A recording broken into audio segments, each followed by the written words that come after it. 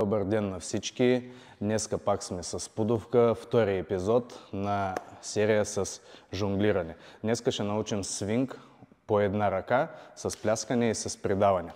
Сега ще демонстрирам пак. Ние сме миналия път научили нормален свинг с две ръце.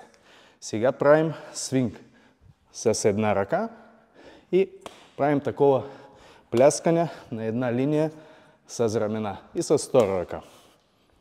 И как второ упражнение сме направим свинг с придаване. Основни грешки.